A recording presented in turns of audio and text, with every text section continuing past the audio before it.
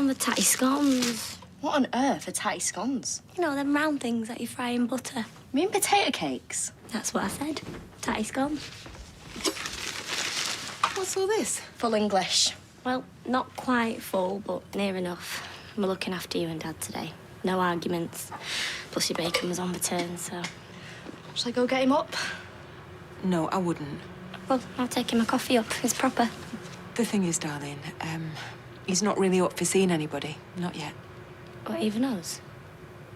He's not getting ill again, is he? No, he's grieving. He is meant to be falling apart. I'd be worried if he wasn't. Go on. Get that bacon under the grill before it goes past its use-by date. Hey, you okay? Sorry, that was a stupid question. Honestly, I just want to curl up in a ball. Leanne, on the other hand, she hasn't stopped. Well, at least she's out and about. Steve hasn't made it out of bed yet. Which is exactly what Leanne should be doing. Instead, she's rushing around, arranging a celebration of Oliver's life. Because we're not allowed to call it what it really is.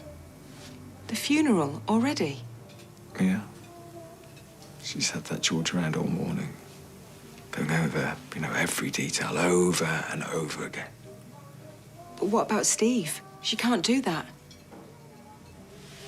Nick, he's going to be gutted if he doesn't have a say. It sounds like Steve doesn't want to think about it. And who can blame him?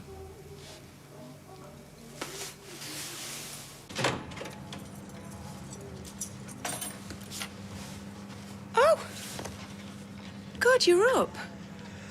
Well, I only come down for a glass of water. This one bullied me into a fry-up. It's in the microwave. Would you like a tatty scone with it? Potato cakes! What's wrong with you all? I'm winding you up. My dad used to call them fadges. No way. No, honestly, yeah. That's what they call them in Ireland. They used to have fadges for breakfast. Look, guys, I'm really sorry. I just can't do this. I'm not ready yet. Steve, let us help you.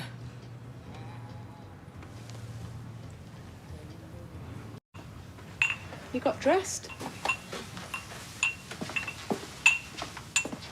I saw Nick earlier. Apparently, Leanne's already started making arrangements for the funeral. Fine. Why don't you talk to her, Steve? Tell her what you want. Look, I've already said my goodbyes. Funeral is just pointless. Well, I can understand why you feel that way. But it's part of the process. You can start to mourn. What do you mean, start? Apparently, she wants to make it uplifting. Uplifting? I think it's a lovely idea, Steve. A celebration of Oliver's life. His life's just been taken away from him. I don't really see much to celebrate. It's over. What happens now doesn't really matter. Look, I'm gonna go back upstairs.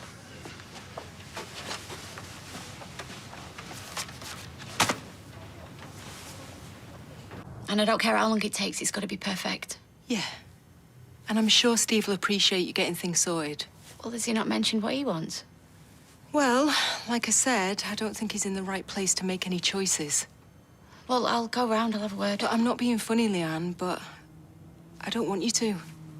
I don't want you pushing him. My son is the most important thing in the world to me. That's why I'm putting him first. Maybe Steve should try it sometime. Look, I know you're hurting, so I'm going to ignore that. But I am begging you, don't turn on him.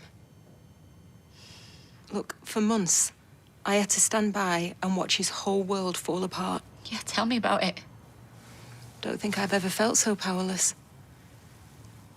Look, there was nothing I could say or do to change things. There was nothing I could do to protect him.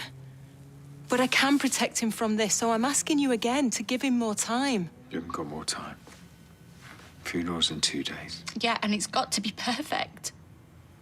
Right, well, I think what I'm trying to say is that you don't need to do this on your own. She's got me.